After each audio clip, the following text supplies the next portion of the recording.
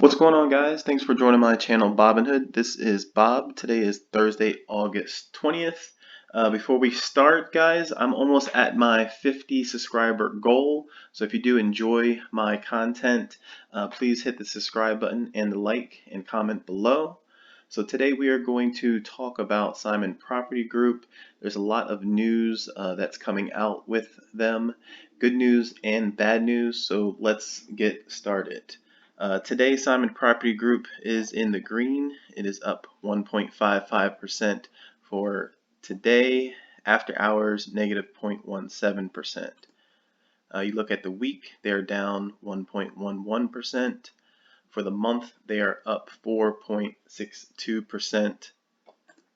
3-month, they are up 13.59%.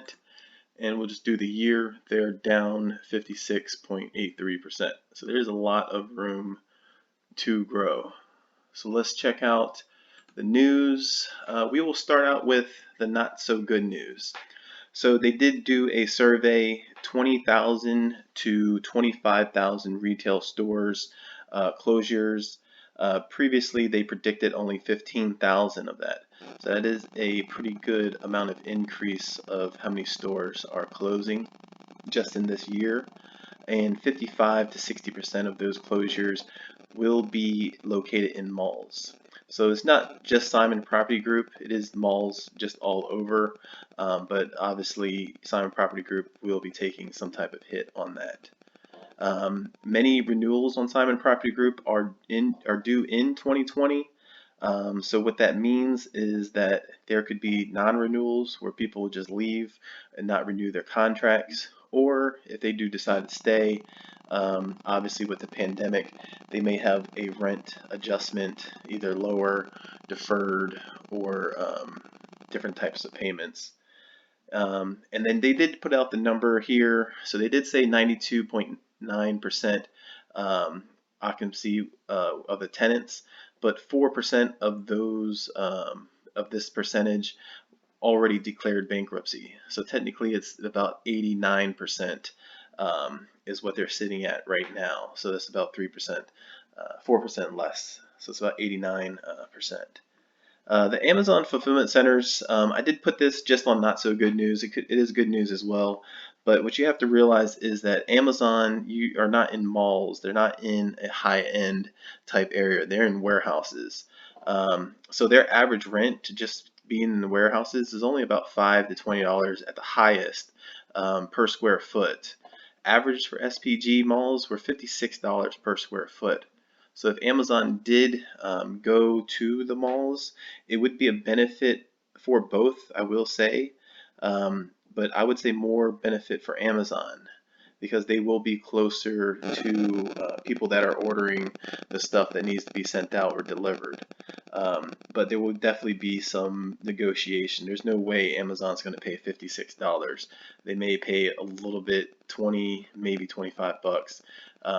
So they would be losing money. SPG would be losing money just on average per square foot cost. And also you have to realize that the other stores around them will try to negotiate a lower cost as well just by having this warehouse in there. And a lot of people aren't talking about the zoning as well. When you put a fulfillment center, it's not a retail center, so you would have to somehow zone them to be like the warehouse. The next thing is Talbot Mall. The fallout could cost them up to $1 billion to either get out of the deal, or I think what they'll try to do, because they are buying up a whole bunch of stuff already, I think what they'll try to do is just buy it at a lower cost. I think it was like $3.6 billion to buy them out. If you have to pay up to $1 billion to get out of it, you may as well just buy them out. Maybe, $3 billion. I'm not sure, but if they can get a better deal, I'm pretty sure they would definitely take the deal just to get some type of money out of it. So that's going to be all for the not so good news. So let's just go to the good news. So they have currently $8.5 billion in total liquidity, 3.6 billion in cash, and 4.6 billion in credit facilities. So they're not running out of money anytime soon. So this can definitely last them for long periods of time. they've already bought out a couple of companies as well, and that was only about, we'll say, $500 million for those two companies, which obviously sounds like a lot when you have $8.5 billion to throw around. It's not a lot. And 27.79 billion was the company's debt. So that's a lot of money, but it definitely barely changed from the first quarter. So it's not like they're building debt. So that's good news. And they did acquire bankrupt retailers, Brooks Brothers, Lucky Brand Jeans. So they have potential to turn a profit in a short period of time. So when they buy these companies, there's a lot of companies that are being bankrupt. So they are picking and choosing specific companies that they know that will make their malls money.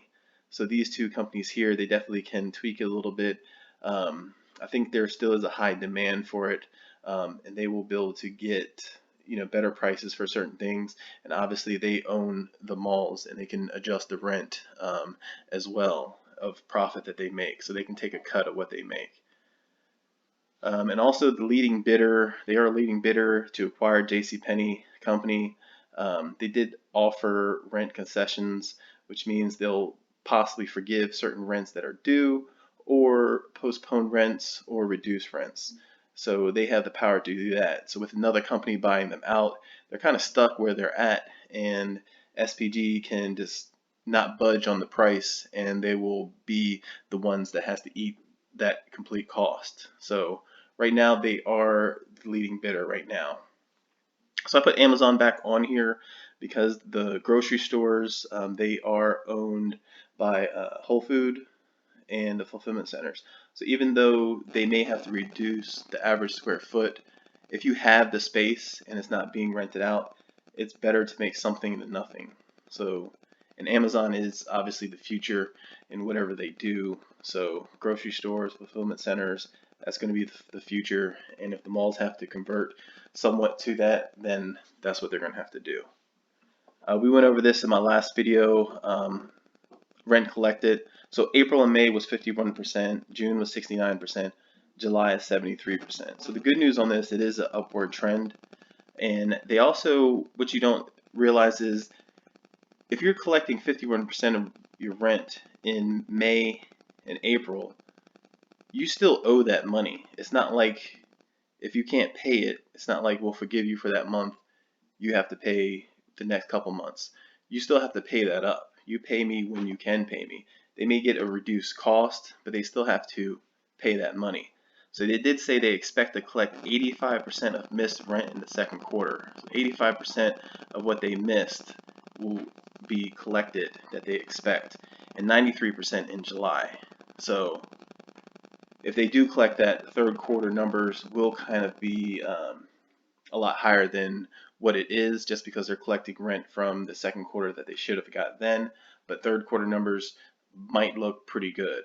So they're expecting, I believe, around 80%, 85% collected overall, if not more. They're trying to work back from pre-COVID. They actually collected 97 to 98% of the rent, which is not bad for owning that many stores and that many malls. Let's talk about dividends. The dividends likely to stay the same, if not go up. I say this because they put on their conference call that they are willing to pay up to 100% in dividends of the profit that they have. So second quarter, they collected 51%, 51%, and 69%. And all that they collected, they still only paid out 89% in dividends. That is high, but they're already collecting 73% in July. So if they collect 73%, 80%, 85%, and then they collect what they were owed in the first couple months, just to even, let's say 70% of what they were owed in that collection, then dividends possibly can go up. Maybe not in the second quarter, third quarter, possibly fourth quarter, just to kind of give you a boost of confidence to stick with them. And the ex-dividend date is coming up. So the end of September, because I believe it was June 30th or 29th is when they did the ex-dividend date. So 3 months from there should be end of September, maybe the first week of October, to expect some type of announcement that they're going to have their ex-dividend dates. So hopefully next month, mid-September, they'll say something about it. And the 12-month target price currently is at 86.14. I wish it was a little higher, but that's still a 32% increase from the current stock price. So within a year, if you put some money into it, 32% increase, that's really not bad. And then also a year, you're getting an almost 8% dividend on top of that as well. So my recommendations, if you are going to stick with this company, it would only be for the long run because I definitely see ups and downs depending on the court cases that are coming up. So I recommend for a minimum to hold it for 2 years to see its full potential. If not, another shutdown that happens. So if another shutdown happens, who knows what's going to happen with the stock? It's definitely not going to be going up. But like I said, I plan on for everyone to hold on if you're going to keep it for at least 2 years. I do plan on keeping it for 5, 10, 15 years unless something crazy happens with the malls or the stores. Or I do have certain prices in my head within a certain period of time to sell at. So if it goes up to $95 again by the end of this year, I definitely will sell it and then possibly buy back in or possibly just sell 100, maybe 200 shares and just keep 100 shares just to collect that specific dividend and then go into something else. So that will be all for today, guys. If you guys have any questions, comment below. Please hit the like button. Like I said, I'm at 43 or 44 subscribers, trying to hit my goal of 50, and then next one will be 100. Go ahead and subscribe if you like this content. Thank you guys. Have a good day.